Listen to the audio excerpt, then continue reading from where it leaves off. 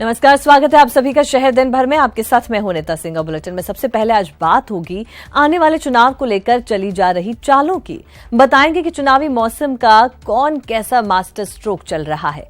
वहीं बात करेंगे मिशन 25 के लिए प्रदेश में मची माथापच्ची की। दिखाएंगे कि चुनाव की रणनीतियों पर कांग्रेस का कल क्या प्लान है। इसके बाद बात बीजेपी की करेंगे और बताएंगे कि सूबे में लोकसभा को लेकर क्या कुछ है उसका स्पेशल प्लान और कौन कौन है उसकी स्पेशल 16 टीम में। इसके बाद बात होगी जयपुर में टले रेल हादसे की, जिसमें कोई हताहत तो नहीं हुआ लेकिन सबकी जान पर बनाई।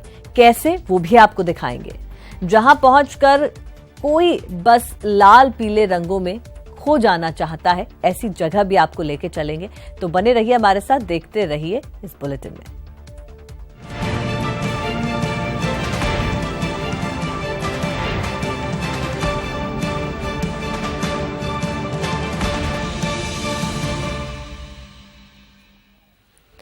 चुनावी मौसम में मास्टर स्ट्रोक की जंग हो रही है। कल अशोक गहलोत ने बेरोजगारी भत्ते वाला दाव खेला तो बजट के जरिए वोटरों को लुभाने की कवायद हो रही है। ये रिपोर्ट्स देखिए।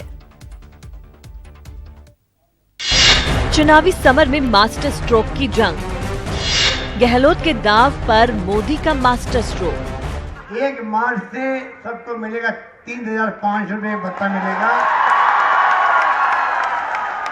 लड़कों को मिलेगा 3,000 और लड़कियों को मिलेगा 3,500 रुपये।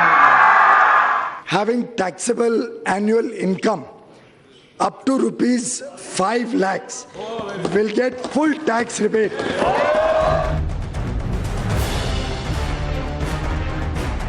जी हां, साल चुनावी है, लिहाजा हर पार्टी वोटरों को लुभाने के लिए अभी से जुट गई है। मरुधरा में सीएम अशोक गहलोत ने बेरोजगारी भत्ते वाला दाव खेला तो मोदी सरकार भी मास्टर स्ट्रोक खेलते हुए बजट के जरिए वोटरों को साधने में जुट गई। लेकिन पहले जान लीजिए कि आखिर मरुधरा में अशोक गहलोत ने 2019 के महासंग्राम के लिए क्या बड़ा दाव खेला है। 1 मार्च से बेरोजगार युवाओं को हर महीने 3,000 भत्ता दिया जाएगा। बेरोजगार युवतियों को 3,500 भत्ता मिलने लगेगा। राजस्थान में अभी 50 लाख से ज्यादा युवा बेरोजगार हैं। दरअसल लोकसभा चुनाव में कांग्रेस देश भर में बेरोजगारी को एक बड़ा मुद्दा बनाने जा रही है। ऐसे में राजस्थान की कांग्रेस सरकार के बेरोजगारी भत्ते की घोषणा को बड़ा कदम माना जा रहा है। लेकिन अशोक गहलोत के दाव पर करारा वार करते हुए मोदी सरकार ने बजट में बड़े ऐलान कर मास्टर स्ट्रोक खेला है। 5 लाख तक की इनकम पर कोई टैक्स नहीं देना होगा। 1.5 लाख तक निवेश किया है तो 6.5 लाख तक की आय पर टैक्स नहीं लगेगा। अब 40,000 की जगह 50,000 तक स्पेशल डिडक्शन मिलेगा। किसानों को भी हर साल 6,000 रुपए मिलेंगे। साफ है, लोकसभा चुनाव की तारीखों के ऐलान से पहले मास्टर स्ट्रोक की ऐसी जंग जायज है। देखना होगा कि 2019 की महाभारत में किसकी मास्टर स्ट्रोक कारगर साबित होगी। Bureau report, news 18 network. Lok Sabha चुनाव की रणनीतियों पर मंथन के लिए शनिवार को प्रदेश कांग्रेस के वरिष्ठ नेताओं की बैठक दिल्ली में होगी, जिसमें CM Ashok Gehlot, PCC chief और डिप्टी सीएम सचिन पायलट और प्रभारी महासचिव भी शिरकत करेंगे। कांग्रेस ने लोकसभा चुनाव की तैयारियां तेज कर दी हैं। प्रदेश की सभी 25 लोकसभा सीटों पर उम्मीदवारों के चयन को लेकर शनिवार को दिल्ली में एक अहम बैठक का आयोजन किया गया है। CM Ashok Gehlot, PCC chief और डिप्टी सीएम सचिन पायलट के साथ प्रभारी महासचिव अविनाश पांडे भी इस बैठक में भाग लेंगे।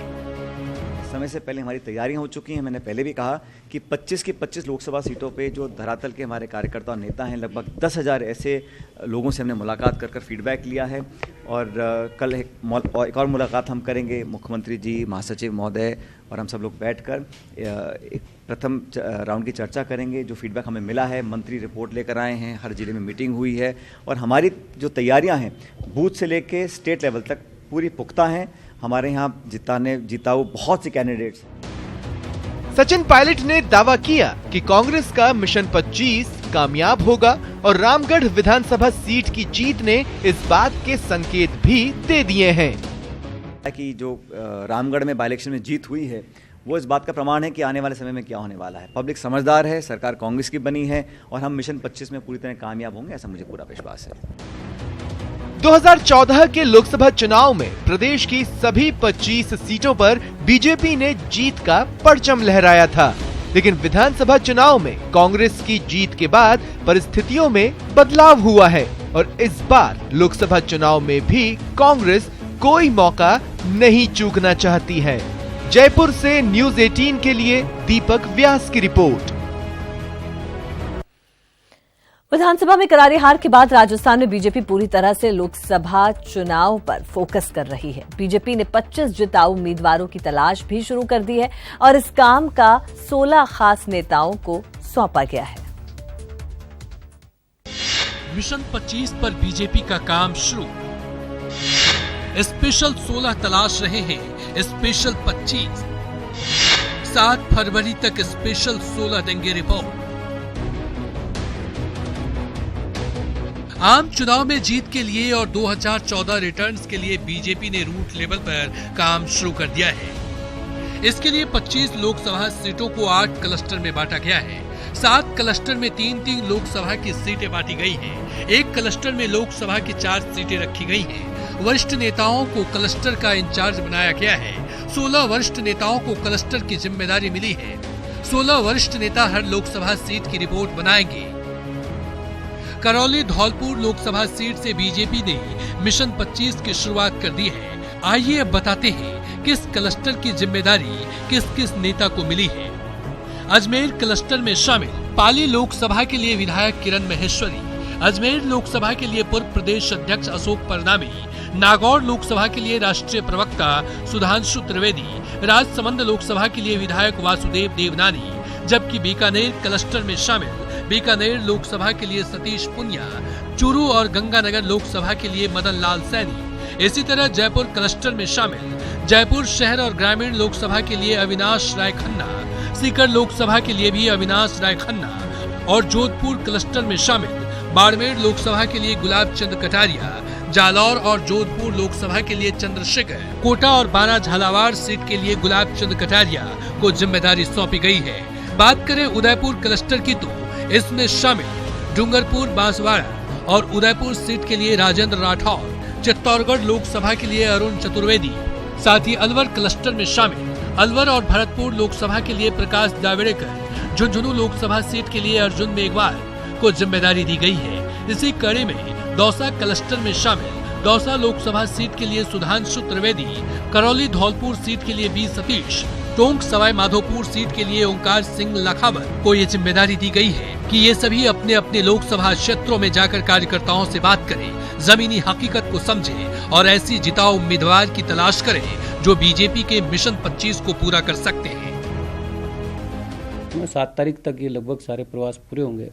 उसमें उस लोकसभा क्षेत्र में आगे के महीने में जो काम करने उनकी क्या स्थिति है, वहाँ के संगठनात्मक पोजीशन क्या है, वहाँ के पॉलिटिकल आकलन भी का क्या, उन सारी चीज़ों का एक जब प्रवास में आदमी जाता है सब चीज़ों का फीडबैक उसमें से मिलता है और उसी के आधार पर सारे निर्णय फिर तय होते हैं।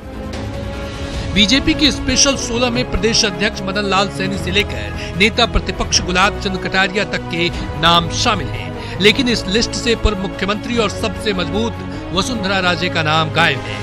ऐसे में कयास लगाए जा रहे हैं कि उन्हें इससे भी बड़ी जिम्मेदारी मिल सकती है। सुधीर शर्मा, न्यूज़ 18, राजस्थान, जयपुर। बात जयपुर की करेंगे। यहाँ के सांगानेर स्टेशन पर आज दोपहर दयोदय एक्सप्रेस डिरेल हो गई, जिससे ट्रेन का इंजन और लगेज बोगी पटरी से उतरकर पलट गए। घटना में लोको पायलट, सह पायलट सहित कुछ यात्रियों को मामूली चोटें भी आईं। घटना के बाद कई घंटों तक जयपुर सवाई माधोपुर मार्ग पूरी तरह से बाधित रहा। अब रेलवे हादसे के कारणों की जांच में जुटा है। बाल बाल बचे यात्री, टल गया बड़ा हादसा। पटरी से उतरी दयोदय एक्सप्रेस। पटरी पर पूरी तरह पलट चुके इंजन और बोगी से आप अंदाजा लगा सकते हैं कि हादसा कितना बड़ा हो सकता था। वो तो गनीमत रही कि ट्रेन की रफ्तार कम थी, वरना कई यात्री इस हादसे का शिकार हो सकते थे। बताया जाता है कि जबलपुर से अजमेर जा रही दयोदय एक्सप्रेस का इंजन और उससे जुड़ा एक कोच जयपुर के सांगानेर स्टेशन के पास पटरी से उतर गया। इसके बाद यात्रियों में अफरा तफरी मच गई। घटना में लोको पायलट और सह पायलट सहित कुछ यात्रियों को मामूली चोटें आईं। हम जबलपुर अजमेर वाली ट्रेन में बैठे थे। और जब यहाँ सांगानेर पे एंटर हो रहे थे तो एकदम ऐसा झटका लगा, तो हम सब हिल गए, भाई एकदम ब्रेक कैसे लगाया ड्राइवर ने। फिर देखा कुछ आगे दिखता है कुछ सामने, पर पता चला कि इंजन एक बोगी उतर गई पटरी से। इधर रेल दुर्घटना की खबर मिलते ही जयपुर जंक्शन से रेलवे दस्ता मौके पर पहुंचा और राहत कार्य शुरू किए गए।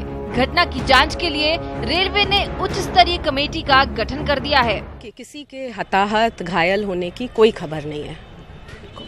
किन कारणों से हुआ, कुछ वो तो इंक्वायरी होगी तो पता चलेगा। लोको पायलट जो था वो घायल होने की जानकारी मिल गई उसकी? नहीं, उसको माइनर, वो जब हिलता है तो उसको थोड़ी सी लगी है, बट ऐसा कुछ नहीं है। फिलहाल हादसे की कोई पुख्ता वजह तो सामने नहीं आई है, लेकिन माना जा रहा है कि ट्रैक में तकनीकी खामी के कारण ये हादसा हुआ। फिलहाल एक और बड़ा रेलवे हादसा होने से तो बच गया, लेकिन इस घटना ने एक बार फिर रेलवे की कार्यशैली को कटघरे में खड़ा कर दिया है।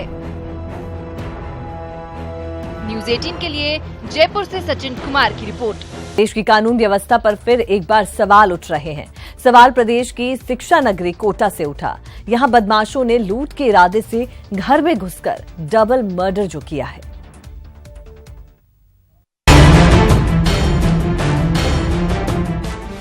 पहले लूटपाट, फिर बेरहमी से हत्या, मां बेटी का मर्डर किया।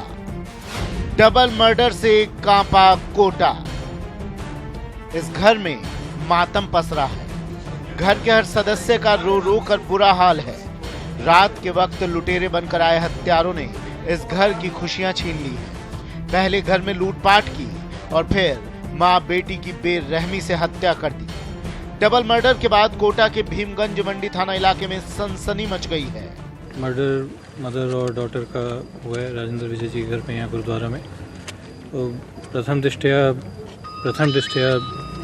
मर्डर फॉर लूट लग रहा है और इस एंगल पे आगे बढ़ते हुए भी काम कर रहे हैं। डबल मर्डर की इस खूनी वारदात को ज्वेलर राजेंद्र विजय के घर पर अंजाम दिया गया। हत्यारों ने मां गायत्री और बेटी पलक की बेरहमी से हत्या कर दी। वारदात का कोई सबूत न रह जाए इसलिए सीसीटीवी को भी तोड़ दिया। घर से सामान भी गायब है, लिहाजा पहली नजर में पुलिस को ये मामला पूरी तरह से लूटपाट का लग रहा है। देखिए अभी बिल्कुल स्पष्ट नहीं है। इनके फादर भी यहीं रहते हैं साथ में। शाम को वो राम मंदिर की तरफ गए थे, वहाँ से इनकी शॉप पे जाते हैं और उनका एक पैटर्न बना हुआ है इतने बजे जाके इतने बजे वापस आने का। उस बीच में मदर और डॉटर दोनों अकेले थे, तो उन बदमाशों ने यहाँ पे उस समय में उस विंडो में ये अंजाम दिया है। डबल मर्डर की इस वारदात के बाद इलाके में हर शख्स दहशत में है। कानून व्यवस्था पर सवाल उठाए जा रहे हैं। अपनी सुरक्षा को लेकर लोग सख्ते में हैं, क्योंकि जिस तरह से इस वारदात को अंजाम दिया गया है वो बदमाशों की बेखौफी को बयां कर रहा है। कोटा से ओम प्रकाश की रिपोर्ट, न्यूज़ 18 राजस्थान। राजस्थान की शाही ट्रेन नए साल में नया कीर्तिमान रचने को तैयार है। इस रिपोर्ट में देखिए। राजस्थान पर्यटन की शान कही जाने वाली शाही ट्रेन पैलेस ऑन व्हील्स अब अपने नाम के साथ नए कीर्तिमान रचने की तैयारी में है। लंबे अरसे तक घाटे का सौदा रही शाही ट्रेन बुकिंग के लिए तैयार है। पर्यटन विभाग को इसके लिए प्रस्ताव मिला है। मामले को लेकर कैबिनेट की मंजूरी अभी बाकी है। पिछले कुछ साल के आंकड़ों पर नजर डालें तो ये ट्रेन घाटे का सौदा साबित हुई है। 2013-14 में ट्रेन के जरिए 74,53,000 की कमाई हुई, लेकिन 2014-15 में करीब 45 लाख का घाटा हो गया। वहीं 2015-16 में घाटा 1,21 लाख पार कर गया। हालांकि 2016-17 में ट्रेन पटरी पर लौटती दिखाई दी, लेकिन फिर भी करीब 3 लाख का घाटा हुआ। लगातार घाटे में चल रही शाही ट्रेन की बदनामी की ये सूरत जल्द ही बदल जाएगी। पर्यटन विभाग को एक निजी फर्म ने अगले 2 साल के लिए 60% की बुकिंग फाइनल करने का प्रस्ताव भेजा है, जिसे लेकर सोमवार को एक अहम बैठक होनी है।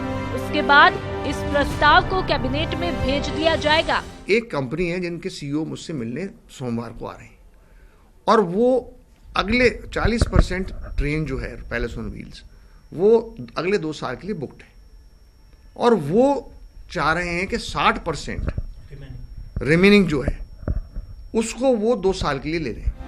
पर्यटन विभाग के लिए शाही ट्रेन को घाटे से उबारना एक बड़ी चुनौती रहा है। ऐसे में नई सरकार के पर्यटन मंत्री विश्वेंद्र सिंह ये तैयारी कर रहे हैं कि पर्यटन विभाग अपने सभी घाटों के सौदों से बाहर आए। लंबे अरसे तक करोड़ों के घाटे में रही ये ट्रेन अब जल्द ही करोड़ों का मुनाफा भी कमाएगी। देखने वाली बात यह होगी कि आने वाले 2 साल के लिए ये ट्रेन 100% बुक हो पाती है या नहीं। कैमरा पर्सन एहसान अली के साथ में अरबाज अहमद, न्यूज़ 18, जयपुर। कोटा में किशोर तालाब के किनारे चंबल बायोडायवर्सिटी फेस्टिवल का आगाज हो गया है, जहां शहर के बाशिंदे फूलों की खूबसूरत वादियों से नजारे का लुत्फ उठा रहे हैं। नजारा ऐसा खूबसूरत हो तो दिल फिर क्यों ना बाग बाग हो। जी हां, कोटा में सर्द मौसम में मंद मंद धूप के बीच रंग बिरंगे फूलों की बहार आई हुई है। यहाँ संगीत की धुनों पर माहौल और भी खुश मिजाज हो चला है। ये दिलकश नजारा कोटा के किशोर तालाब के किनारे आयोजित चंबल बायोडायवर्सिटी फेस्टिवल का है, जहाँ कई तरह के देसी विदेशी प्रजाति के खूबसूरत फूलों की प्रदर्शनी लगाई है, जिसमें गुलाब, गेंदा, गुलदाउदी, डहेलिया, क्लार्किया जैसे कई तरह के फूल शहर के बाशिंदों को लुभा रहे हैं। साथ ही यहाँ बॉन्साई पौधों और औषधीय पौधों की भी प्रदर्शनी लगाई गई है। यहाँ रंग बिरंगे फूलों को देखकर शहर के बाशिंदे और स्कूल के स्टूडेंट्स का न सिर्फ तन मन बाग बाग हो रहा है, बल्कि फूलों और औषधीय पौधों के कई प्रजातियों के बारे में जानकारी भी मिल रही है। काफ़ी अच्छा एक्सपीरियंस था और मतलब काफ़ी नॉलेजेबल है, साथ साथ बहुत सारी चीज़ें नई देखने को मिली। ऐसे कई प्लांट जो हमने कहीं पे भी नहीं देखे, स्कूल स्टडीज़ में भी नहीं देखे, वो यहाँ देखने को मिले। बहुत ही शानदार लगा। सबसे पहली बात तो एकदम रिलैक्स हो गया, प्रकृति की जैसे गोद में आ गया हूँ, और यहाँ के खिलते हुए फूल जिनमें अलग अलग रंग बिखरे हुए हैं वो मन को बड़ा सुकून दे रहे हैं। फूलों की इस प्रदर्शनी में कई industrial group, coaching institute, school के साथ सरकारी और निजी संस्थान भी भागीदार रहे हैं। फ्लावर फेस्ट की 10 साल से जो 1 दिवसीय आयोजन होता था उसको बढ़ा के प्रयास किया था कि 4 दिवसीय 5 दिवसीय इसका प्रयास हो, लोगों की आवाजाही अच्छी रहे। इस बार उसी को कार्य रूप में परिणित करते हुए आज से रोज फेस्ट शुरू हुआ है। 4 दिनों तक चलने वाले इस फेस्टिवल में फूलों की प्रदर्शनी के साथ फ्लावर पेंटिंग और रंगोली का भी आयोजन होगा। साथ ही वन विभाग की ओर से आर्ट गैलरी में वाइल्ड लाइफ फोटोग्राफी एग्जीबिशन भी लगाई जाएगी। न्यूज़ 18 राजस्थान के लिए कोटा से अर्जुन अरविंद की रिपोर्ट। और इस बुलेटिन में फिलहाल के लिए इतना ही। दीजिए इजाजत। आप देखते रहिए न्यूज़ 18 राजस्थान।